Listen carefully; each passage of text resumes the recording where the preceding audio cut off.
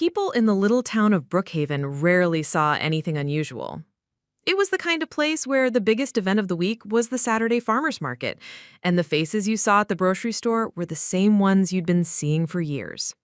That's why the day two black SUVs rolled silently into the parking lot of the town's only gas station and convenience store felt so strange. They weren't just any SUVs either. They had the tinted windows, spotless black paint, and subtle antenna rigs that made them look like they belonged in a movie.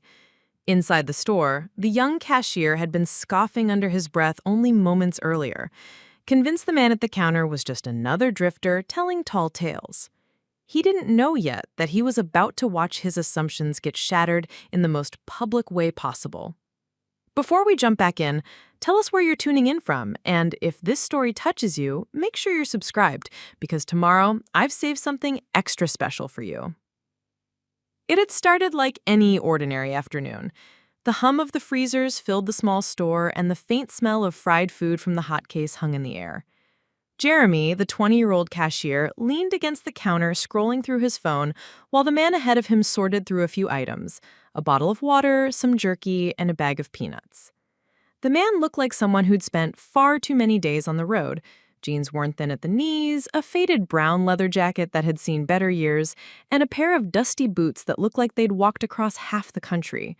His hair was short but unkempt, streaked with the kind of gray that comes from stress more than age, and there was a faint scar running from his left temple toward his jaw. When he handed over the items, Jeremy barely looked up, mumbling the total. It was only when the man pulled out a wrinkled bill and asked about the nearest ATM that the conversation took a turn. The man explained that his card was locked due to a security flag, that he needed to access cash quickly, and that someone important was on the way to meet him. The way he said it, calm, almost rehearsed, made Jeremy raise an eyebrow. It wasn't the first time he'd heard someone try to add a dramatic spin to their day. In his mind, this guy was just another traveler trying to make himself sound interesting. The store's manager, a short and sharp-faced woman named Carla, overheard the exchange and came over. Carla prided herself on keeping order in her store, and she didn't take kindly to people making odd requests. She questioned the man with clipped words, asking if he was planning on paying like a normal customer or if he was trying something funny. The man didn't bristle or get defensive. Instead, he smiled slightly, as if he'd been through this before, and assured her that in a matter of minutes, his friends would arrive to take care of everything. That was when Jeremy muttered under his breath, "Yeah, sure they will," loud enough for the man to hear. The man didn't react to the sarcasm. He simply set his water bottle on the counter, leaned against the side, and glanced out the window as if checking for something. There was a stillness to him, a kind of composed watchfulness that didn't match the stereotype of a broke wanderer. But Jeremy wasn't paying attention to that. He was already making a mental note to tell his friends later about the wannabe action hero who had wandered into the store. Outside, the afternoon sunlight glinted off passing cars, the rumble of engines mixing with the occasional chirp of the gas pump beepers. A delivery truck pulled in, blocking part of the view from the front windows, and for a while, it seemed like nothing was going to happen. Carla went back to her paperwork, Jeremy pretended to tidy the candy wrecks, and the man stayed right where he was, watching. What none of them realized was that the events unfolding in those next few minutes had been set in motion hours earlier on a road miles away from Brookhaven. The man at the counter, whose name neither Jeremy nor Carla bothered to ask, had been driving since dawn, leaving behind a situation that would have rattled most people. There had been a near accident on the interstate involving a black sedan that tried to run him off the road, a phone call from a blocked number warning him not to be late, and a hastily arranged rendezvous with people who didn't do small talk. Every mile he drove brought him closer to this gas station, and every minute he waited here was 1 minute closer to the moment when his cover, thin as it was, would evaporate entirely. Inside, Jeremy was losing patience. The man hadn't left yet, and Jeremy had convinced himself it was because the guy was stalling, maybe hoping to distract them long enough to slip something into his pocket. He'd seen people like that before, or at least he thought he had. He whispered something to Carla about keeping an eye on Mr. Mysterious, earning a smirk from her and a sideways glance at their lingering customer. Neither of them noticed the faint vibration in the glass windows or the way the man's posture shifted ever so slightly, straightening as if he just heard something they hadn't. Then it happened. First, the low growl of engines, synchronized in a way that no ordinary parking lot traffic ever sounded. Jeremy frowned, looking toward the front just as the delivery truck pulled away, revealing two identical black SUVs turning into the lot. They didn't slow roll like ordinary vehicles. They moved with deliberate purpose, gliding into spaces near the door in perfect alignment. The man at the counter's expression didn't change much, but there was the slightest upward curve at the corner of his mouth, as if the moment he'd been waiting for had finally arrived. Jeremy, still trying to piece it together, felt a sudden and inexplicable tightening in his chest. The SUV's doors opened in near unison, and figures stepped out. Men in dark suits, sunglasses, despite the shade from the building, each moving with the kind of precision that made your instincts sit up straight. Inside the store, the air seemed to grow heavier, and Jeremy's casual smirk faltered. The man at the counter simply picked up his bottle of water, glanced at him once, and said nothing at all. In that silence, Jeremy realized, without understanding why, that whatever story this man had told, it hadn't been a lie. The hum of the refrigerators felt louder now, though Jeremy couldn't tell if it was because the room had gone so quiet or because his own pulse was drumming in his ears. The men from the SUVs didn't storm in, they didn't shout or demand attention. They simply walked with quiet, deliberate steps toward the entrance. It was this calm, deliberate pace that unnerved Jeremy the most. It was the opposite of chaos, the opposite of the posturing he was used to from people trying to look important. These men didn't need to prove anything, and that made them dangerous in a way he couldn't quite define. The man at the counter still hadn't said a word. He didn't flinch when the bell over the door jingled softly as the first of the suited men stepped inside. He simply turned slightly, acknowledging their presence without any visible surprise, as if this moment had been scheduled on a calendar somewhere and everyone was right on time. Jeremy's instinct was to retreat behind the counter, but the ingrained customer service mask made him straighten and force a thin smile. He glanced at Carla, expecting her to take the lead, but she was still looking at the man at the counter like she was deciding whether she had misjudged him. Her expression hardened quickly, though, as if refusing to admit the possibility. She stepped forward, asking the newcomers if they needed help, her voice sharp in that way she used when she thought someone was wasting her time. The tallest of the suited men shook his head politely, but didn't offer an explanation, his gaze already shifting to the man in the leather jacket. Jeremy felt the tension rising in a strange, layered way. On one level, the situation didn't make sense. People in suits didn't pull up in black SUVs just to buy jerky. On another level, the man at the counter wasn't doing anything wrong. He was just standing there. And yet, Jeremy couldn't shake the suspicion that this was the opening scene of something that could turn ugly. He still didn't believe the man's earlier claim that someone important was coming to meet him, though the two SUVs outside certainly fit the part. In Jeremy's mind, it was still possible this was all some elaborate act, maybe even a prank designed to make small-town people like him feel small. Carla seemed to share his skepticism, though her suspicion had hardened into something closer to contempt. She crossed her arms, asking the man if he planned to pay for his items, or if he was expecting his friends to handle that too. Her tone carried that pointed sting reserved for people she believed were trying to get something for nothing. The man didn't bristle or argue. He simply nodded toward the suited figures as if the matter was already settled. One of them reached into his jacket, pulling out a wallet so understated and worn that it looked nothing like the flashy kind Jeremy had seen in movies. He set a crisp bill on the counter, more than enough to cover the man's purchase, and said something in a low, even tone that made Carla freeze mid-step. Jeremy caught none of the words, but I noticed the way Carla's jaw tightened and how she avoided making eye contact with the suited man after that. Still, Jeremy wasn't convinced. In his mind, these people could be anyone, traveling businessmen, federal agents, or some group playing dress-up for reasons unknown. He had seen enough television to know that appearances could be faked. That belief only deepened when a delivery driver walked in moments later and did a double take at the scene, asking loudly if there was some kind of convention in town. The suited men ignored him completely, which only seemed to amuse the driver more. He chuckled, muttered something about people thinking they're in a spy movie, and went about his business. Jeremy felt a small surge of validation in that moment. If other people saw it as strange, maybe he wasn't the only one who thought it was all a bit overblown. As the suited men remained silent, Jeremy's coworker from the back room, a wiry teenager named Mason, came forward to restock shelves. Mason took one look at the scene and grinned. He was the kind of person who thrived on stirring the pot.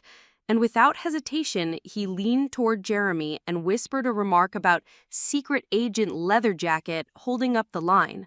The two of them shared a quiet laugh, certain that whatever was going on, it was just some elaborate show. Their amusement was cut short when one of the suited men moved closer, his steps so silent Jeremy barely noticed until he was right there at the counter. His eyes locked on Jeremy for just a second, not aggressive, but firm, before he turned his attention back to the man in the leather jacket. That brief glance was enough to make Jeremy look away, though he told himself it was just because he didn't want to be caught staring. The dismissal didn't end there. A woman in her late 30s, wearing a neon jogging outfit and carrying a smoothie, stepped inside next. She took one look at the man at the counter and rolled her eyes, clearly unimpressed. She muttered something about wannabe tough guys as she made her way to the cooler, not even noticing the two SUVs outside. To her, this was just another middle-aged man trying to act mysterious in a small-town store. She paid for her drink without a second glance and left, the bell over the door jingling behind her. Jeremy caught the faintest trace of a smirk on Mason's face, as if the woman's dismissal proved his earlier comment. All the while, the man in the leather jacket stood there, saying little, doing even less to defend himself from the unspoken accusations hanging in the air. He didn't try to impress anyone, didn't raise his voice, didn't seem to care whether they thought he was telling the truth or not. If anything, he seemed almost detached, as though the entire situation was simply an unavoidable stop on a much longer journey. That detachment only fueled Jeremy's certainty that the man was either bluffing or trying to create some sort of dramatic moment. After all, if he were really who he claimed to be, whoever that was, wouldn't he want to prove it? The truth was, multiple people had now sized him up and dismissed him without hesitation. Jeremy thought he was exaggerating his importance. Carla thought he was trying to avoid paying. Mason thought he was a source of entertainment. Even strangers passing through didn't take him seriously. And yet, the man never wavered. Outside, the SUVs remained idling, their engines a low growl beneath the quiet store hum. Whatever was about to happen next would change the way every one of them looked at him, but for now, they were too wrapped up in their own judgments to see it coming. Jeremy didn't notice it at first. The man's calm seemed like passivity, like someone too stubborn or too embarrassed to back down from whatever image he was trying to project. But slowly, little details began to emerge, almost invisible unless you were looking for them. He didn't fidget like most people do when they're the center of unwanted attention. His hand stayed still, resting lightly against the counter, fingers relaxed and unmoving. His gaze shifted occasionally, but never in a jerky, uncertain way. Instead, his eyes tracked the store like a slow sweep of a camera, cataloging the comings and goings, lingering for half a second on the door, then the cooler section, then the wide front windows where the sunlight reflected off the parked SUVs. He had seen people glance around before, bored customers waiting for a ride, but this was different. There was precision to it, a purpose hidden beneath an unassuming demeanor. Mason, oblivious, kept restocking shelves, cracking jokes under his breath, while Carla busied herself with a stack of receipts she probably wasn't even reading. But Jeremy, against his own will, found himself watching the man more closely. When the delivery truck driver returned to grab his clipboard from the front, the man subtly shifted his stance, turning just enough to keep both the driver and the door in his peripheral vision. When a group of 3 teenagers wandered in, laughing too loudly and pushing each other, the man's eyes flicked toward them for only an instant before returning to their slow, steady sweep. Jeremy couldn't explain why, but it gave him the odd sense that the man wasn't just aware of his surroundings, he was keeping track of them, as though each person's location was a piece in a puzzle he needed to solve. It happened again when one of the suited men outside adjusted his position by the SUVs. The man noticed immediately, tilting his head the faintest bit as if acknowledging a signal only he understood. No words were exchanged, no gestures made, but something passed between them in that silent acknowledgement. Jeremy told himself it was nothing, just a coincidence, but the thought lingered. People didn't move like that unless they'd done it before, unless they knew what subtle communication looked like in tense situations. A customer entered carrying a baby, her hands full of a diaper bag and a pack of bottled water. The door swung closed a little too quickly behind her, and Jeremy was halfway through deciding whether to help when the man in the leather jacket stepped forward. He didn't rush, didn't make a scene, just reached out and caught the door before it shut on her shoulder. He pulled it open wide enough for her to pass through without shifting her load, offering a quiet nod before stepping back to his spot. It was such a small act, but there was something about the smoothness of it, the way he seemed to anticipate her difficulty before it even happened, that stuck in Jeremy's mind. It was the kind of awareness that came from more than just good manners. Outside, one of the SUVs pulled slightly forward and angled itself toward the road. The low rumble of the engine vibrated faintly through the store's glass, but the man didn't even glance toward it. Instead, he adjusted his position once more, standing in a way that kept the entire store visible from where he leaned, as if the placement of every shelf and every person mattered to him. When a can rolled off the bottom shelf in the snack aisle, Mason had left it teetering too close to the edge. The man reached down and caught it without looking, his hand snapping into place with a speed that made Jeremy's chest tighten. He set it back as casually as if he just brushed lint from his jacket. Even his silence began to feel intentional. Jeremy realized that in all the time the man had been there, he hadn't once stumbled over his words or fumbled for an explanation. He spoke when necessary, and when he did, there was no wasted motion in his voice, no nervous filler. That kind of economy in speech was rare. Most people Jeremy knew, himself included, tended to talk more when they were trying to convince someone of a lie. This man seemed to understand that silence could carry more weight than an overcomplicated story. The strangest moment came when a loud pop echoed from somewhere outside, probably a truck backfiring on the road, and everyone in the store flinched. Carla's head shot up, Mason dropped the box he was holding, and Jeremy felt his shoulders tense instinctively. The man in the leather jacket didn't startle. He didn't even blink. Instead, he angled his head slightly toward the sound, as though calculating distance and direction in an instant, then returned to his slow, steady scan. It wasn't just that he wasn't afraid. It was that he seemed to know exactly what it was before anyone else had even decided whether they should be worried. Jeremy tried to shake it off. He told himself he was reading too much into it, that his mind was just filling in gaps because the SUVs and the suits made for an unusual backdrop in their sleepy little town. But deep down, something was shifting. That small, mocking voice he'd used earlier to label the man as a wannabe hero was quieter now, replaced by a growing curiosity that made him uneasy. He didn't want to admit that the man might actually know more than he let on, that maybe those little moments weren't accidents at all. Even so, the dismissal continued around him. Mason still thought the whole thing was funny. Carla still carried the air of someone who believed she was in control of the situation. Customers came and went, each one glancing curiously at the SUVs, but ultimately brushing it off. No one else seemed to be piecing together the pattern, and Jeremy wasn't about to be the one to bring it up. But the truth was that every small, precise action from the man was etching itself into Jeremy's mind, like quiet proof stacking up for a case he wasn't ready to admit existed. If anyone had been paying closer attention, they might have noticed that the air outside had changed. The suited men had subtly repositioned, forming a quiet perimeter near the store's entrance. The man in the leather jacket wasn't just waiting, he was timing something. And when that timing reached its mark, all of their casual dismissals would start to look a lot like blindness. The stillness in the store was deceptive, like the brief pause before a summer storm, when the wind drops and the air feels thick enough to cut.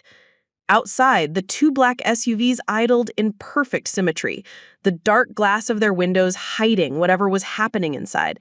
The suited men who had been standing casually before were no longer pretending to browse the gas pump displays or check their phones. They had shifted with subtle precision, their positions now forming an unmistakable line of sight to the entrance. Even if Jeremy hadn't noticed the earlier changes in their movements, it would have been impossible to miss the way they now seemed to own the parking lot entirely, as if it were an extension of themselves. Inside, the man in the leather jacket remained exactly where he had been, the bottle of water still resting on the counter, his stance steady and unbothered. He didn't glance at Carla or Mason, didn't acknowledge the stream of customers who walked past, casting curious glances. Instead, his eyes tracked something outside, a small flicker of movement beyond the SUVs. Jeremy followed his gaze, but saw nothing more than the shimmer of heat rising from the asphalt. Still, something in the man's posture told him that whatever he was waiting for was no longer far away. The moment the glass door swung open again, the fragile calm broke. A man stepped in, not one of the suited figures from before, but someone entirely different. He was tall, wiry, dressed in a dark windbreaker zipped up to his neck despite the afternoon heat, and his eyes scanned the store in a sharp, almost predatory way. He didn't look like a local. Jeremy knew most faces in Brookhaven, even the ones that only came through once in a while, but this man's face was unfamiliar. And more importantly, it carried the expression of someone on a mission. The stranger's gaze locked onto the man in the leather jacket almost instantly. It wasn't the casual curiosity of someone recognizing an old friend. It was sharper, harder, and it carried an edge that made the hair on the back of Jeremy's neck prickle. Without breaking eye contact, the stranger began moving slowly toward the counter, weaving through the narrow aisles. Every step was deliberate. Every angle of his approach kept the man in the leather jacket within reach, but out of arm's length, a calculated distance. Jeremy's mind scrambled to make sense of it. Was this the person the man had been waiting for, or was this something else entirely? Carla seemed to pick up on the tension too, because she set down the clipboard she'd been holding and took a step back toward the register, her eyes narrowing. Mason, on the other hand, was oblivious, still stacking bags of chips at the end of the aisle and humming under his breath. The man in the leather jacket didn't move at first, but when the stranger reached the last few feet between them, he shifted just slightly, not stepping back, not stepping forward, just adjusting his weight so subtly that Jeremy almost missed it. It was the kind of movement that looked meaningless to anyone who wasn't paying close attention, but to Jeremy, who had been watching him for the past half hour, it was like the sound of a cocked trigger. The suited men outside reacted next, though they didn't enter. Two of them took a step closer to the door, their hands moving in the smallest, most controlled gestures toward the inside of their jackets. The stranger must have seen it too, because his jaw tightened and his eyes flicked toward the SUVs for just a fraction of a second before snapping back to the man in the leather jacket. That fraction of a second was all it took for the air to shift again. Jeremy didn't understand the words, if there were any, but something unspoken passed between the two men, and it was enough to send the stranger backing up one pace. His hands came out from his jacket pockets, palms visible, but his eyes stayed locked on the man in front of him. It was like watching a chess match where both players already knew the ending, but were still going through the motions anyway. Then, without warning, another sound split the air, this time not a truck backfiring, but the high-pitched screech of tires on pavement. Jeremy's head whipped toward the windows just in time to see a dusty, gray sedan swing into the lot at an angle far too sharp for the space, its back end fishtailing slightly before it came to a stop. The driver's side door flew open, and a man jumped out, moving quickly toward the store. Unlike the suited figures or the stranger inside, this man was breathing hard, his face flushed, one hand clutched tight around something inside his jacket. The suited men reacted instantly, fanning out with a precision that made Jeremy's stomach twist. Two moved to intercept the newcomer, while one positioned himself squarely between the sedan and the store's entrance. The man in the leather jacket hadn't moved more than a few inches, but Jeremy noticed his right hand rest casually against the edge of the counter, his fingers curling just enough to suggest readiness. Carla, her voice tight now, told Mason to go into the back. Mason started to protest until he caught sight of the sedan and the men outside, and for the first time, his grin faded. Jeremy wasn't sure what to do, stay behind the counter or duck down, but something in the leather-jacketed man's steady presence kept him rooted in place. The sedan driver shouted something, his voice muffled through the glass, but it was clear from his tone that it wasn't a friendly greeting. The stranger in the windbreaker took another step back, putting more distance between himself and the man at the counter, as if the new arrival had changed the balance of whatever game was playing out. The moment stretched, taut like wire, with everyone watching everyone else. And then, as if on cue, the door opened again. Not for the sedan driver, not for the stranger of the windbreaker, but for one of the suited men who stepped inside and addressed the man in the leather jacket in a tone so calm and even that it felt jarringly out of place in the tense air. The man gave the smallest nod in response, and for the first time since he'd entered the store, he began to move. Jeremy didn't know it yet, but the crisis had just tipped from something strange into something dangerous.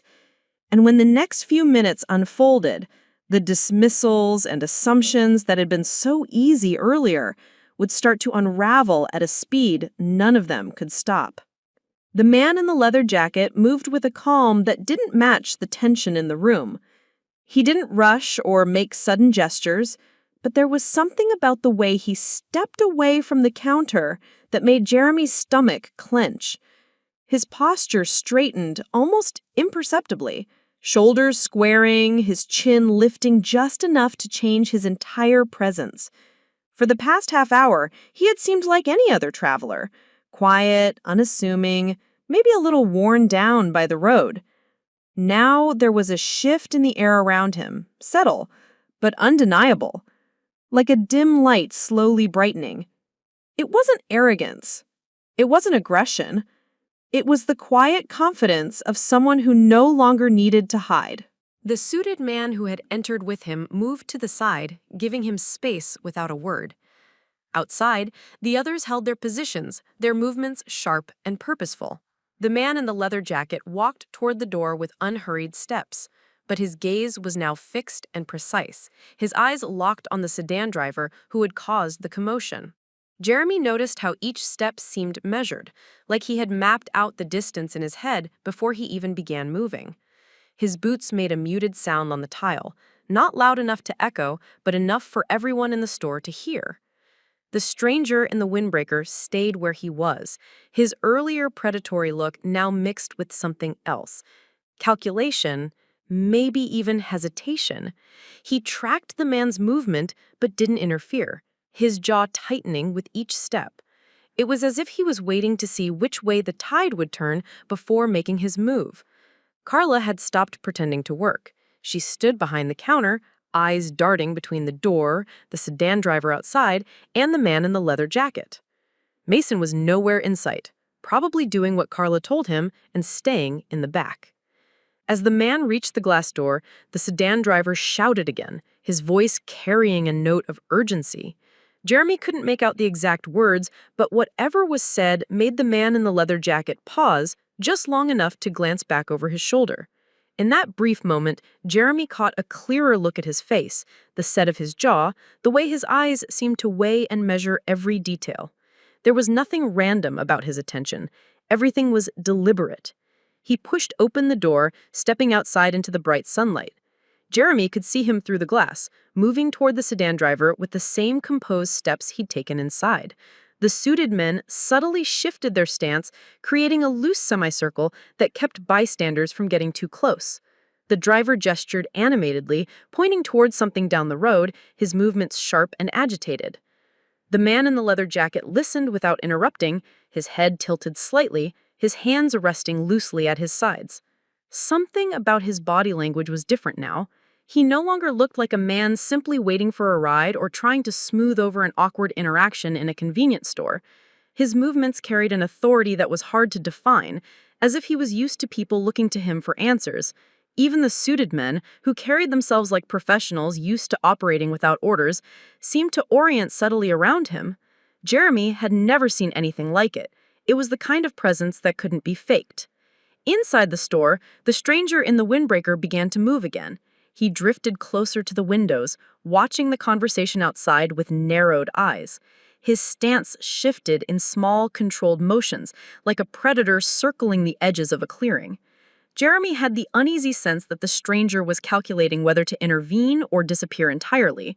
The sedan driver's tone changed mid-sentence, his voice lowering as he glanced toward the other SUV. The man in the leather jacket gave a short nod, one that seemed to carry weight beyond the gesture itself. Then, without warning, he turned and gave a hand signal, small, sharp, almost invisible to anyone not looking for it. The suited men reacted immediately, two breaking from their positions to move toward the far end of the parking lot, while another stayed anchored near the store's entrance. Jeremy's skin prickled. This wasn't random. This wasn't some odd reunion or chance meeting. This was coordination, the kind of movement you saw when everyone involved knew their role without needing to speak it aloud. The man in the leather jacket had shifted from passenger in the situation to conductor, and everyone around him was falling into rhythm. When he stepped back inside, the change was even more obvious. His eyes swept the store in a single motion, taking in the stranger in the windbreaker, Carla behind the counter, and Jeremy frozen in place. He didn't say anything, but his expression made it clear he had already assessed every variable in the room. For the first time, Jeremy felt like the man was looking directly at him, not just seeing him, but reading him. It was unnerving in a way he couldn't quite describe, like being weighed on an invisible scale. The stranger in the windbreaker finally spoke, his voice low but sharp enough to carry. Jeremy couldn't catch the exact words, but the man in the leather jacket responded with a tone that was calm yet edged with steel. There was no mistaking it. He was in control of the conversation. The stranger's stance shifted again, this time losing some of its earlier confidence. Jeremy realized he was holding his breath. A part of him still wanted to dismiss all of this as coincidence, as some elaborate game he didn't understand. But another part, the part that had been quietly watching the man's every move, knew better. This wasn't the behavior of someone bluffing their way through a story. This was someone stepping fully into a role they had been trained for, someone who had carried that role so long it had become second nature. The man in the leather jacket took a step closer to the stranger, not aggressively, but with the kind of certainty that made the other man yield space without thinking. Jeremy caught sight of the faint scar along the side of his jaw again, and for the first time, he wondered what kind of life left a person with scars like that, and the composure to move through moments like this without breaking stride. Something was about to break. Jeremy could feel it. And when it did, he suspected that all the quiet hints, all the small, deliberate actions he'd seen over the past hour would suddenly make sense. The air inside the convenience store felt heavier, as if the walls themselves were leaning in to listen. Outside, the SUVs remained idling with that low, controlled hum, their engines steady and patient, while the sedan driver stood in tense stillness. Inside, the man in the leather jacket didn't rush or raise his voice, but there was a shift, subtle yet undeniable, in the way he moved toward the stranger in the windbreaker. It wasn't aggression, it was precision. Each step closed the space between them with a quiet inevitability, like the ticking of a clock you couldn't stop. The suited man by the door angled himself slightly, creating a line of sight toward the two men, his hand resting in that casual yet ready position that suggested he could react in less than a heartbeat. The stranger in the windbreaker seemed to realize something had changed, though he tried to mask it under a hard stare. His shoulders squared, but his eyes betrayed the smallest flicker of unease. Jeremy watched as the man in the leather jacket stopped just shy of arm's reach, his presence now radiating a quiet authority that filled the room more effectively than any shout. There was no wasted motion, no hint of uncertainty, only the calm, deliberate control of someone who knew they had the upper hand. Then, in one fluid motion, he reached into his jacket and pulled something from an inner pocket. It was small, black, and unmarked on the outside. He flipped it open with a practiced snap, revealing a dark leather interior with a flash of metal and an insignia so distinct and official that Jeremy's breath caught.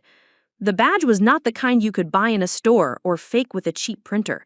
It gleamed with the authority of the United States government, the kind that didn't just say law enforcement, but carried a weight that belonged to agencies you only heard about in passing.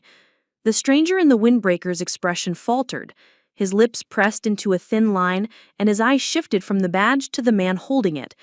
Jeremy didn't know exactly what he was looking at, but the reaction it caused told him enough. This was not a bluff. The badge was followed by an identification card, the photo matching the man's face exactly, though the name printed beneath it meant nothing to Jeremy. What did stand out were the words stamped in bold beneath the seal, Special Operations Group.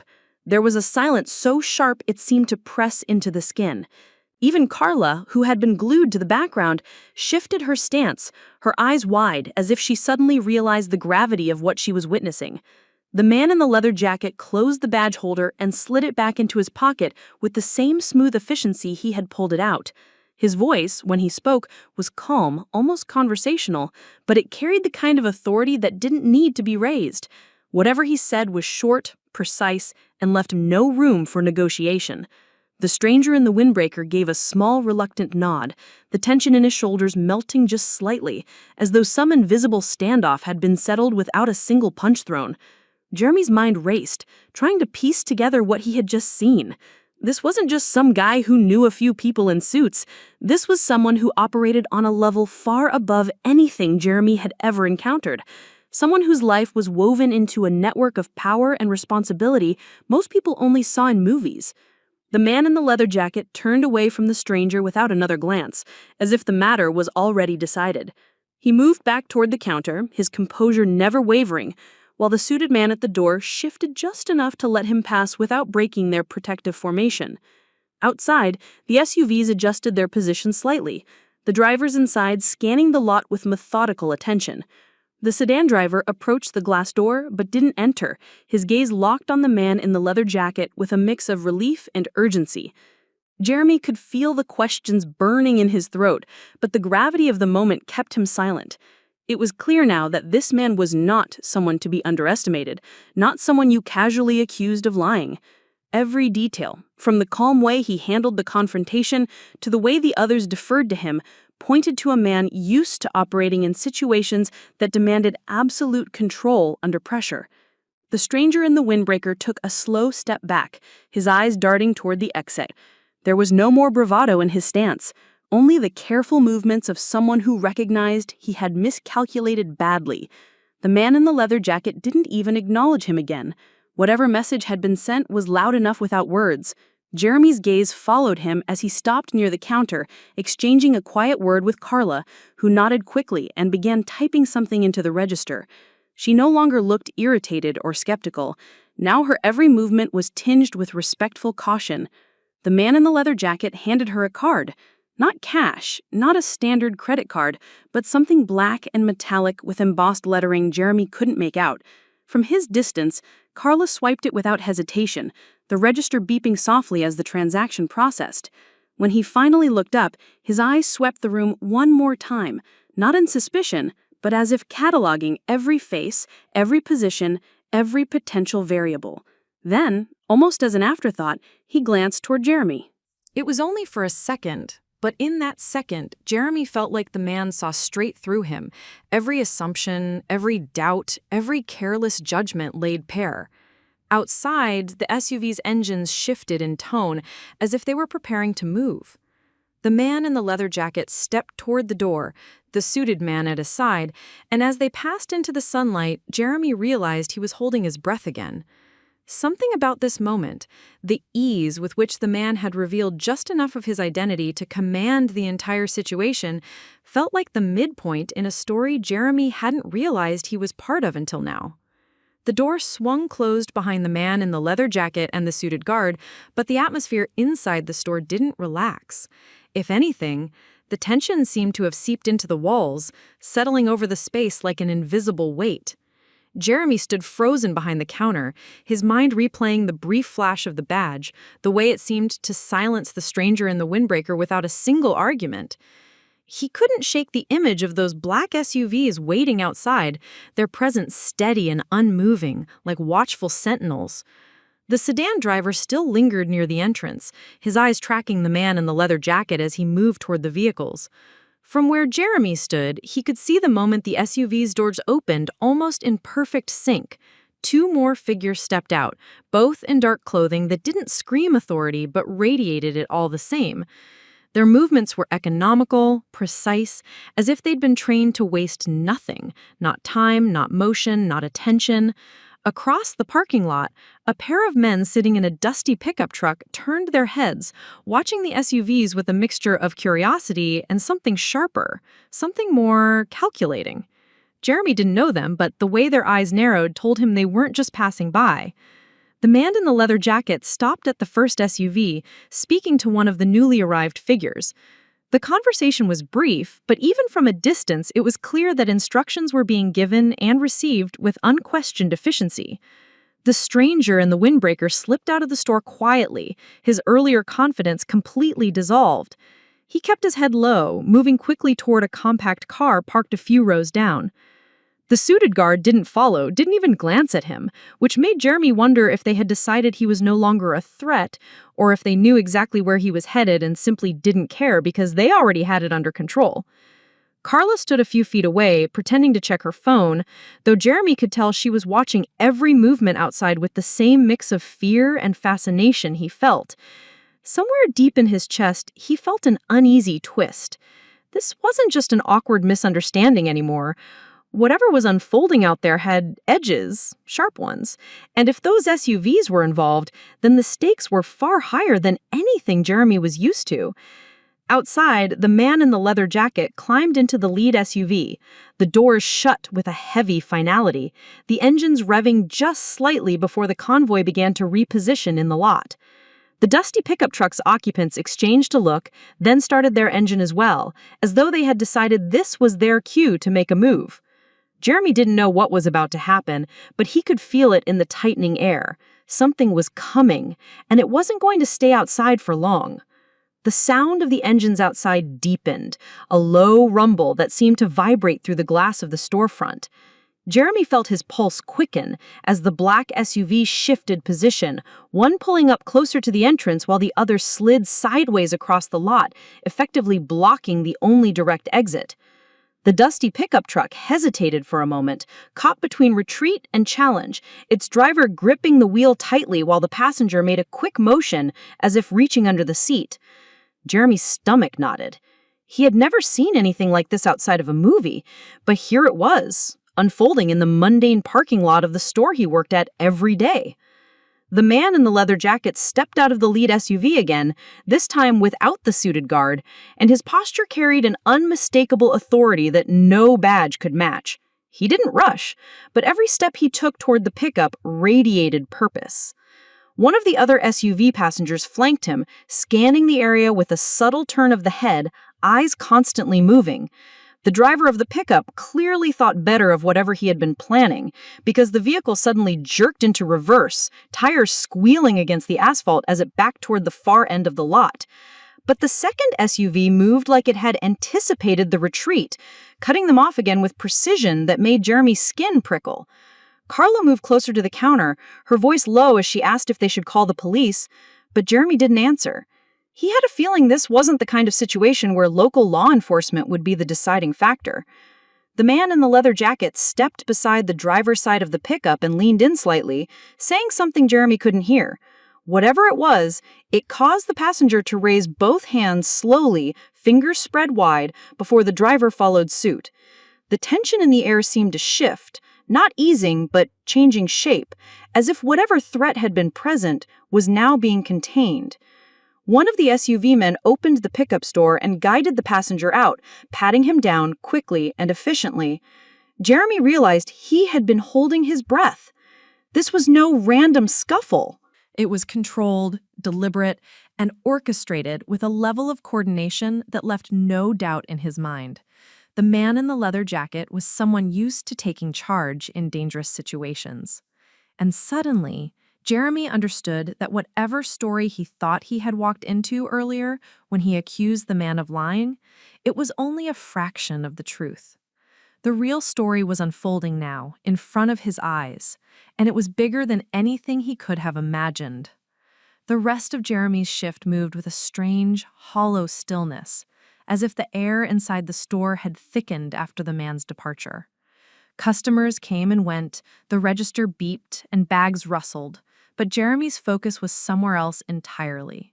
He kept glancing toward the parking lot, half expecting those black SUVs to still be there, but they had vanished without a trace. What remained instead was the echo of the man's words and the unsettling knowledge that Jeremy had been standing only a few feet from something far more serious than he'd realized. Carla didn't say much at first, busying herself with stocking the candy rack, but Jeremy noticed how often she too glanced toward the windows. Eventually, she broke the silence, asking him if he had seen the way the man moved, like he was prepared for something long before it happened. Jeremy nodded slowly, because now that she mentioned it, he realized the man's every movement earlier had been deliberate. He thought about the way the man had scanned the room without being obvious, how his hand had hovered near his jacket pocket when those men in the pickup had pulled up, and how he had disappeared outside for just a few minutes before returning with that calm, collected air. It wasn't normal, not for an average traveler. When Jeremy went to restock the bottled water near the counter, he noticed something he hadn't before, a faint imprint of dust on the counter's edge, shaped almost like the outline of a small, rectangular case. It was gone now, but it made him think about what the man might have been carrying. He also remembered the patch sewn discreetly on the inside of the man's leather jacket, only partially visible when he leaned forward. It wasn't decorative. It had numbers, letters, and a symbol Jeremy couldn't place, but it looked official. Carla, catching his distracted expression, told him she had heard the sound of a radio squawk from outside earlier, just before the SUVs pulled in. Jeremy realized she might be right. There had been a faint static noise, almost drowned out by the hum of the soda machine. These little fragments of observation began to swirl together in his mind, forming the faint outline of a man with a past steeped in training and authority. But none of it made sense yet, not completely. All Jeremy knew was that the more he replayed the day in his mind, the clearer it became that this man had walked into their store for a reason, and that reason had collided with something dangerous before their eyes. The truth, Jeremy suspected, was sitting just out of reach, waiting for him to connect the final pieces. Jeremy thought that after a night of sleep, the tension in his chest would ease. But instead, he woke up with a mind buzzing louder than the store's old fluorescent lights. Every moment from the previous day replayed in slow, vivid detail. The stranger's calm voice, the black SUVs, the sharp looks from men who seemed like they belonged in an action movie, not a small-town parking lot. As he clocked in for the morning shift, the store felt strangely heavier, as though yesterday's events had left an invisible residue clinging to the walls. Carla was already at the counter, sipping from a paper cup of coffee, and she gave him a look that told him she hadn't stopped thinking about it either. She didn't say much, though, just muttered a good morning before scanning a stack of inventory papers. For the first hour, it was just the two of them and a trickle of regulars. Farmhands grabbing coffee before heading to the fields, a couple of construction workers picking up breakfast sandwiches. Jeremy tried to focus on the mundane tasks, restocking gum, wiping down the cooler doors, but every creak of the automatic door made his stomach tighten. It wasn't until just before lunch that the store's manager, Dennis Caldwell, walked in. Dennis was a middle-aged man with a slow, deliberate way of speaking, and he was rarely in the store outside of scheduled meetings. The fact that he was here now, in the middle of a regular day, made Jeremy's pulse quicken. Dennis didn't head to the office or check the registers like he usually did. Instead, he came straight up to Jeremy and Carla. His voice was lower than usual, and his eyes darted toward the front windows as if to make sure no one unusual was outside. He asked if they had noticed anything odd about the man from yesterday. Jeremy hesitated, glancing at Carla, and she gave a small nod. They both recounted what they remembered: the man's calm voice, the black SUVs, the sharp looks from men who seemed like they belonged in an action movie, not a small-town parking lot. Dennis listened without interrupting, but his jaw tightened more with each detail. When they finished, he let out a slow breath and told them something neither of them expected. The store had received a phone call that morning from someone who claimed to be federal. The caller didn't give a name but wanted to confirm the store's security camera coverage from the previous day and specifically asked whether the footage could be preserved. Dennis had agreed, but something about the call had unsettled him. Maybe it was the clipped tone. Maybe it was the fact that the caller had known the exact time the man was in the store. Jeremy felt the air shift between them. If someone official was already following up, then what happened yesterday wasn't just some random encounter with a mysterious customer.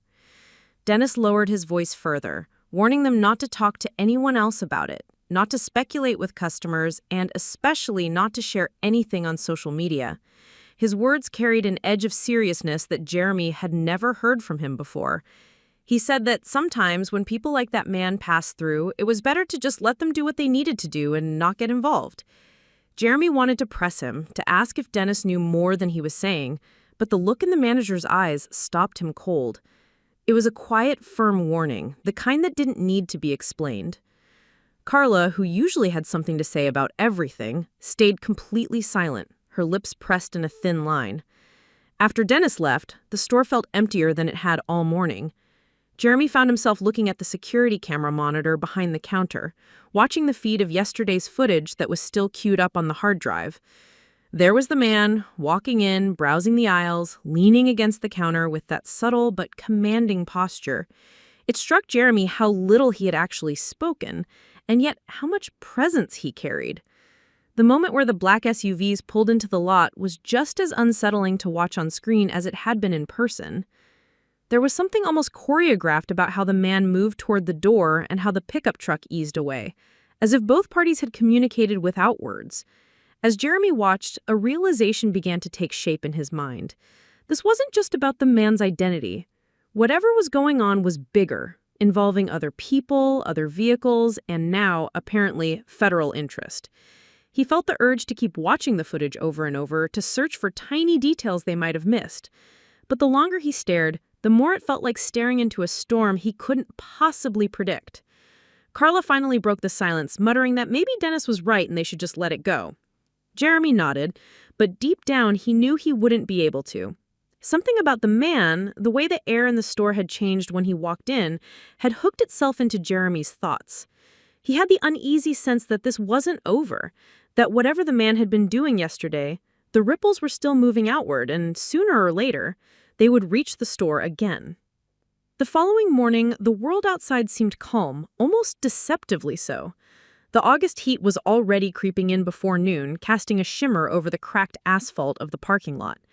Jeremy was back behind the counter, trying to push yesterday's warning from Dennis out of his head, but the unease lingered like a shadow at the edge of his thoughts.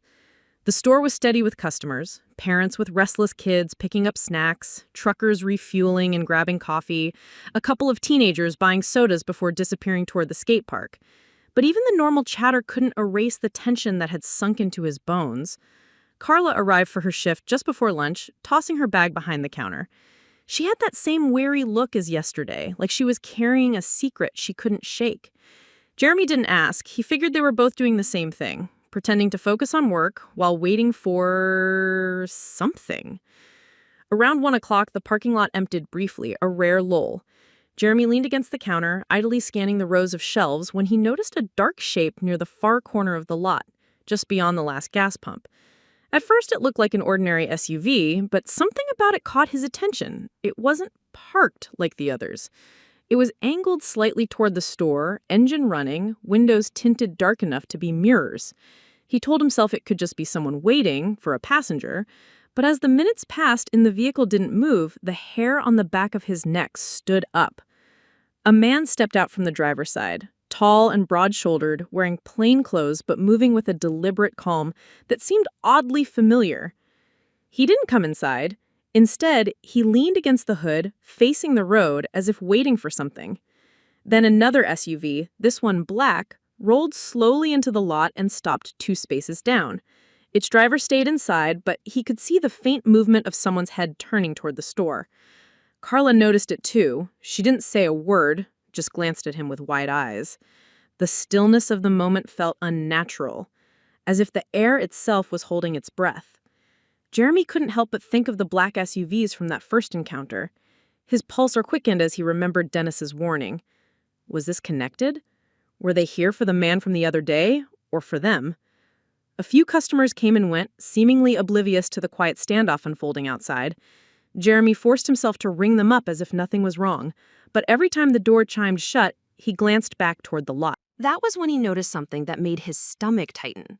The man leaning against the hood had an earpiece, a small, coiled wire running from his ear down under his shirt collar. It wasn't obvious unless you knew what to look for. Jeremy was sure now. This wasn't random. These people weren't just passing through. Without speaking, Carla moved toward the office in the back, where the security monitors were. A minute later, she returned with her phone in hand and whispered that the cameras had caught them arriving. She wanted to call Dennis, but Jeremy hesitated. If this was the same kind of situation as before, maybe Dennis already knew. Maybe he was the reason they were here. That thought unsettled him more than he wanted to admit. Outside, the second SUV's driver finally stepped out, a woman dressed in jeans and a dark jacket despite the heat. She walked to the man by the hood, and though Jeremy couldn't hear their words, their brief conversation seemed purposeful. The woman glanced toward the store once, then handed the man something. Small, metallic, and quickly pocketed. After that, she returned to her vehicle.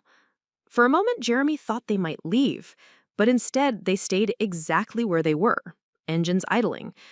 The tension in Jeremy's chest deepened. He was starting to feel trapped, boxed in by a situation he didn't understand. He tried to convince himself that they weren't here for him, that maybe they were waiting for someone else entirely. But the memory of the man from the other day, how effortlessly he had commanded the moment, how quickly the SUVs had arrived, kept circling back. Carla muttered under her breath that she didn't like this, and Jeremy agreed, though he didn't know what they could do about it. Calling the police felt wrong somehow, like it would only escalate whatever was happening. They weren't doing anything illegal, at least not that he could see. Still, the presence of 2 vehicles with people who moved like they'd been trained to disappear into shadows was enough to unsettle anyone. The afternoon dragged on, with the SUVs staying put, sometimes their occupants stepping out to stretch, sometimes just sitting in the driver's seat with sunglasses on, scanning the road. It was only when the sun began to dip, casting long streaks of gold across the lot, that they finally pulled away. First one, then the other, turning in opposite directions as if their arrival together had been coincidence. But Jeremy didn't believe that for a second. As the sound of their engines faded, Carla exhaled like she'd been holding her breath all day. Jeremy tried to shake it off, telling himself it could be nothing, but deep down he knew better. These people weren't random strangers, and their appearance wasn't accidental. Whatever currents had brought the mysterious man through their store had started moving again, and now, like before, the surface was only beginning to ripple. The night after the SUVs appeared, the store felt heavier somehow, as if the walls themselves had absorbed the unease from earlier in the day. Jeremy lay in bed in his small apartment above the hardware shop, staring at the ceiling fan as it spun lazily, the blades clicking faintly with each rotation. Sleep wasn't coming. Every time he closed his eyes, he saw the mirrored windows of those SUVs reflecting the sunlight, the earpiece glinting, the quiet exchange of something metallic. He didn't like mysteries when they came this close to his life. Eventually, he got up, made a cup of coffee, far too strong for the hour, and sat by the window that overlooked Main Street. The town was asleep, the only movement being a stray cat darting under a parked car. His phone sat on the table, silent. Dennis hadn't called, and Jeremy hadn't reached out either. Part of him wanted to know if Dennis had any idea about what had happened earlier, but another part feared that if he asked, Dennis might tell him more than he was ready to hear. Around midnight, the phone finally lit up. It wasn't Dennis. The caller ID was just a number he didn't recognize. No name, no location. He hesitated, his gut telling him not to answer, but something about the day's events had worn down his usual caution, and before he could think twice, he swiped to accept. A voice came through, deep and steady, with the kind of tone that carried authority without having to try. "Jeremy, you don't know me, but I need you to listen carefully." Jeremy froze. The voice didn't ask if he was Jeremy. It already knew. The man continued. "What you saw today was not a coincidence. You're caught in the middle of something you don't understand yet, and the people you saw are not the ones you should be afraid of. But they are watching you now, and you need to be careful about what you do next." The words were deliberate, almost rehearsed, but there was a sincerity underneath them that made my skin prickle. He asked who the man was, but the voice ignored the question. "You'll get a package tomorrow. Don't open it where anyone can see you. Read the note inside, then destroy it. Burn it if you can. And whatever you do, don't talk to Dennis about it. Not yet." That last part made me sit up straighter. Don't talk to Dennis? Dennis had been the only one warning me since all this started. Why would the stranger tell me to avoid the one person who seemed to be on my side? Before I could press further, the line went dead. No click, no goodbye, just silence. I stared at the phone for a long time, trying to decide whether I'd just been given a lifeline or lured into something worse. The night dragged on, his thoughts circling in restless loops. Morning came without him sleeping, and he went to work early, partly to distract himself, partly to watch for this supposed package. The hours passed like molasses, the store filling with its usual rhythm of customers, but Jeremy's eyes kept darting to the front door. Around 11, a delivery van pulled up. The driver was a young guy in a faded cap who barely looked old enough to rent a car. He carried a small box to the counter, had Jeremy sign for it, and left without a word. There was no return address, only Jeremy's name written in neat block letters. The weight of the box surprised him. It was heavier than it looked, and when he shook it lightly, something inside shifted, wrapped in paper. He slipped it under the counter before Carla could see it. His hands itched to open it right there, but he remembered the warning. Don't open it where anyone can see you. He waited until his break, retreating to the small, cramped storage room in the back. Alone, with the hum of the old refrigerator filling the silence, he cut the tape and lifted the lid. Inside was a folded piece of paper and a small metal object wrapped in cloth. The object could wait. He unfolded the paper. The handwriting was precise, controlled, the kind you might expect from someone who had been trained to make every letter uniform. It read, "You've already seen too much. The people in the SUVs are federal, but not from the same branch. They're watching someone who's been moving through your town. You cross paths once. That's enough for them to keep you in their files. Trust no one, not even the ones who warned you. If you want to stay out of what's coming, keep your head down and follow the instructions with the item in this box." Jeremy set the note down, his pulse pounding. He unwrapped the cloth. Inside was a small device. At first glance, it looked like a flash drive, but it was heavier with a matte black casing and no visible ports except for a single, narrow slot. On the back, edged faintly, was a string of numbers. He had no idea what it was, but instinct told him it wasn't just some ordinary piece of tech. The note hadn't given detailed instructions for the item, only said to follow the instructions, but there were none included, which meant the instructions might come later, or someone expected him to already know what to do. That thought unsettled him more than anything else. He rewrapped the device, slid the note back into the box, and tucked it deep into his backpack. The rest of the day, he couldn't focus on work. Every sound, the ding of the door, the hum of a car pulling into the lot, felt like it might be connected. Twice, he caught himself staring at the road, half expecting the black SUVs to return. By the time his shift ended, Jeremy had made up his mind to head straight home. But when he stepped outside, he saw a figure leaning against the brick wall beside the alley. It was the woman from the second SUV. She was dressed differently now in plain jeans and a hoodie, but her posture was the same, calm, steady, alert. When she saw him, she pushed off the wall and started walking toward him. Jeremy's first instinct was to run, but she didn't look threatening. She stopped a few feet away, her eyes flicking to his backpack before meeting his gaze. "You got it," she said quietly. It wasn't a question. He nodded before he could stop himself. She glanced toward the street, then back at him. "They're gonna ask you questions soon. Don't tell them about the call. And for your sake, don't tell them about me." With that, she turned and walked away, disappearing into the flow of pedestrians like she'd never been there. Jeremy stood frozen, his mind spinning. He was now caught between a stranger on the phone telling him to not trust Dennis, a mysterious woman warning him to stay silent, and an item in his bag that could be the key to everything or the reason it all came crashing down. Whatever was coming, it was closing in fast, and Jeremy knew the next choice he made could decide whether he stayed just a bystander or became part of something far more dangerous. Jeremy didn't go straight home that night. The air felt too heavy, the streets too quiet in a way that didn't feel like peace. It felt like a pause before something dangerous began again. He walked instead, cutting through back streets and alleys he knew well from years of living above the shop. The backpack weighed on his shoulders like it was full of bricks, not just a small box and a piece of paper.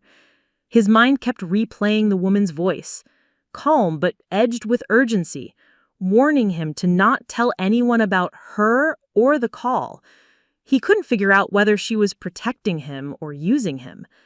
The deeper he thought about it, the more he realized how quickly things had spiraled from an ordinary morning to this tangled mess of strangers, warnings, and surveillance.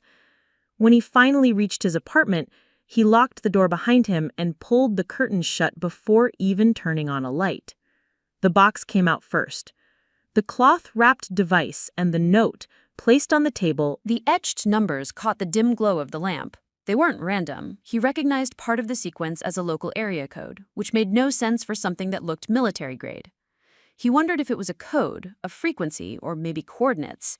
He didn't dare plug it into his laptop.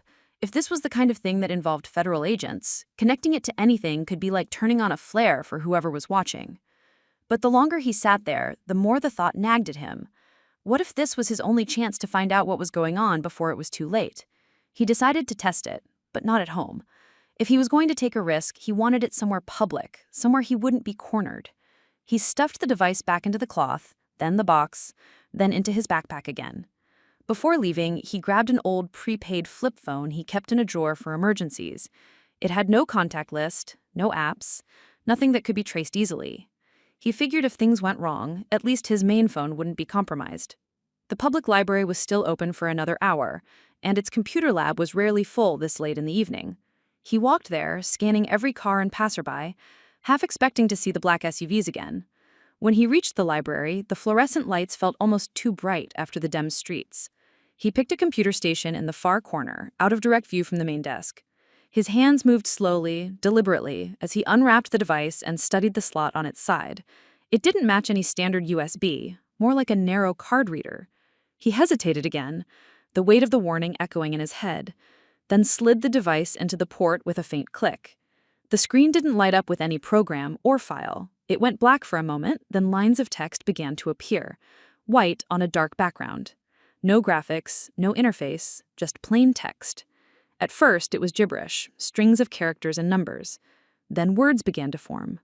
Jeremy Collins. You're being watched by multiple agencies. Only one of them means you harm. He felt his stomach knot. It was as if the device knew who he was the second it connected. More lines appeared. The woman you saw is not your enemy. The man you trust most has been compromised.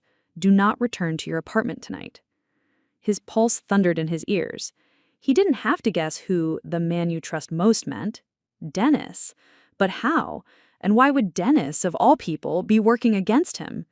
He read on. If you want the truth, leave this device at Locker 14, Central Bus Station, within the next hour. You will receive further instructions there.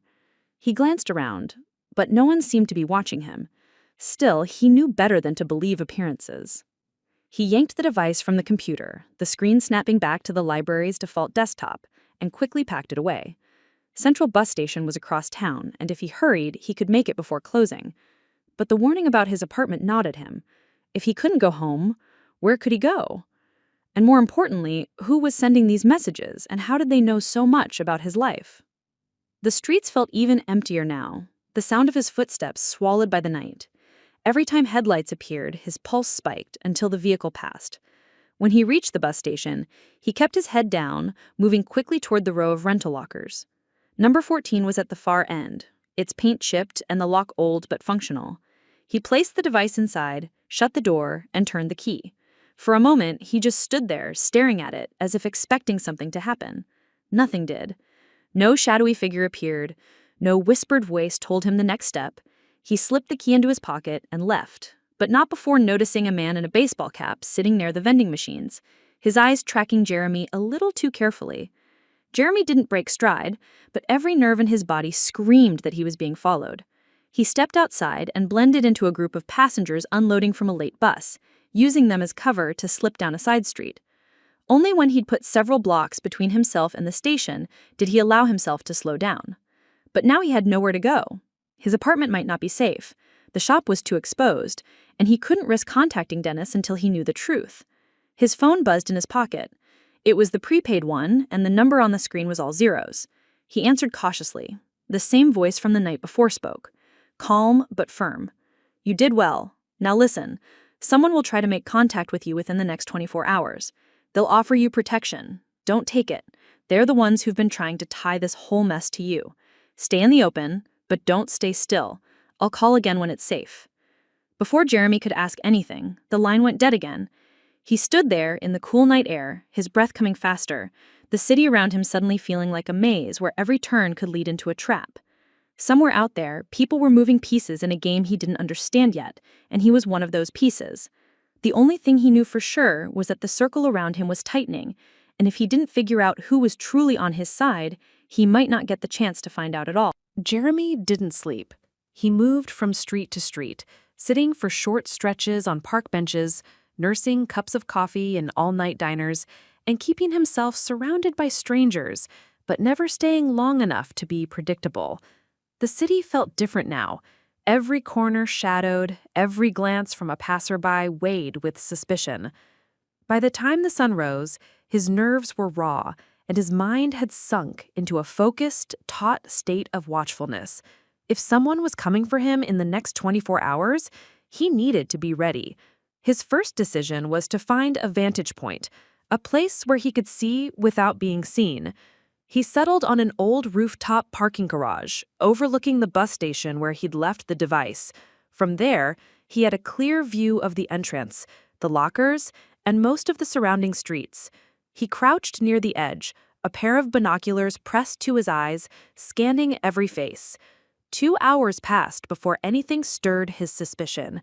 A man in a dark jacket approached the lockers, moving with the deliberate calm of someone who didn't need to hurry, because they already knew they belonged there. He stopped at number 14, inserted a key, and retrieved the device Jeremy had left. Instead of leaving, he sat on the bench opposite the lockers, staring down at it as though weighing its worth. Moments later, A second figure entered the station, a woman in a plain gray hoodie, moving quickly, her head tilted down. Jeremy's pulse quickened. It was her, the woman from the shop. She walked straight to the man, said something Jeremy couldn't hear, and they began speaking in low, urgent tones. From their body language, it wasn't friendly. The man's posture stiffened, his grip on the device tightening. Then, as if sensing they were no longer alone, they both glanced toward the exit, and Jeremy saw them notice a third person, Dennis. He was standing at the far side of the station, hands in his jacket pockets, scanning the room like a predator who had finally located his prey. Jeremy's chest tightened. The warning had been right. Dennis was here, and his focus was locked on the woman and the device. The tension in the station sharpened instantly.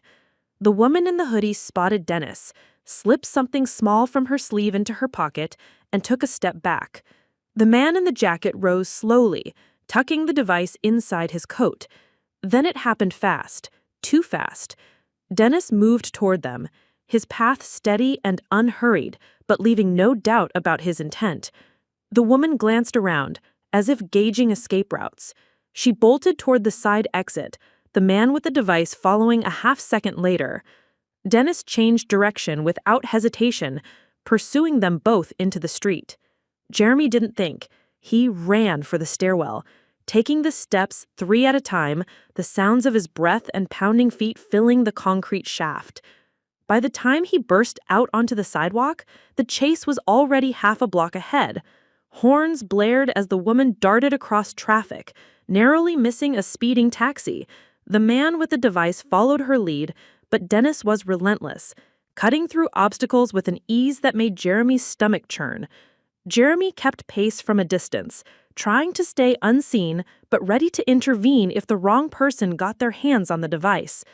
The pursuit twisted through alleyways, past construction zones, and into the rear service yard of a warehouse. Jeremy slowed as he reached the edge, peering around the corner. The woman was backed against a chain-link fence, the man with the device standing beside her, both cornered by Dennis. Dennis's voice carried, low but full of steel, demanding the device. The man hesitated, looking to the woman for guidance. That was when she acted, snatching the device from his coat and tossing it high over the fence into the shadows beyond. The metallic clatter as it landed was the only sound for a beat before all hell broke loose. Dennis lunged for her, the man tried to block him, and Jeremy made his move, charging forward and slamming into Dennis from the side. The impact knocked Dennis off balance, giving the woman enough time to slip under his arm and sprint toward the fence. Jeremy shouted for her to go, but she shook her head, scanning the yard for where the device had landed. Dennis recovered quickly, his expression a mask of cold fury. "You don't know what you're in the middle of, Jeremy." His tone almost pitying. "That thing will ruin you." Jeremy didn't respond. He was too busy watching the woman who had spotted the device glinting near a stack of pallets. She darted toward it, but before she could reach it, another presence emerged from the shadows. 2 men in tactical gear, their movements sharp and coordinated. They weren't cops. They weren't random thugs. Jeremy recognized the posture instantly: military, elite, and dangerous. They moved in unison, one securing the device while the other blocked the woman's path. Dennis stepped back, almost deferential, as if their arrival had been expected. That was when Jeremy realized the worst truth yet. Dennis wasn't leading this. He was following orders. The man who picked up the device turned toward Dennis, giving a curt nod. "We have it. Clean up." The words were simple, but the meaning was lethal. One of the tactical men advanced toward the woman, zip ties in hand. Without thinking, Jeremy grabbed a rusted length of pipe from the ground and stepped in front of her. "You'll have to go through me," he said, his voice steady despite the pounding of his heart. The man paused, studying him as though assessing whether Jeremy was worth the effort. Then, before he could decide, a distant shout rang out, sharp, commanding, and immediately followed by the unmistakable crack of boots on asphalt. From the far end of the yard, Another group emerged. This one moved differently, less uniform, more fluid, but with a confidence that told Jeremy they were no less dangerous. At their head was a tall man with a weathered face and eyes that scanned the scene in an instant, taking in every threat. "Step away from them," the newcomer ordered, his tone brooking no argument. The tactical men hesitated. Dennis's jaw tightened, and the woman beside Jeremy exhaled, a strange mix of relief and wariness in her gaze. The tall man's group closed in, positioning themselves between Jeremy and the others. "You've caused enough trouble," the leader said to Dennis and his handlers. "This ends here." For a long moment, no one moved. Then, with a sharp motion, the man holding the device tossed it toward the tall man, who caught it effortlessly. Without another word, the tactical group retreated, melting into the shadows as quickly as they had appeared. Dennis lingered for a moment, his eyes meeting Jeremy's with something unreadable. Regret, maybe, or a warning, before he turned and followed. The tall man turned to Jeremy. "You've been caught in the middle of something that's been going on a long time," he said, "but you handled yourself well." He handed the device to the woman, who accepted it without a word. "You'll get answers soon. For now, stay out of sight." And just like that, they were gone too, vanishing into the city's labyrinth, leaving Jeremy standing alone in the yard. The night air was cool against his sweat-soaked shirt. He had no device, no clear understanding of what had just unfolded, and no certainty about who, if anyone, he could trust. But as he walked away from the warehouse, one thought settled in his mind like a stone. Whatever this was, it wasn't over. And when it came back around, as he knew it would, he'd be ready. Up next, you've got 2 more standout stories right on your screen. If this one hit the mark, you won't want to pass these up. Just click and check them out. And don't forget to subscribe and turn on the notification bell so you don't miss any upload from us.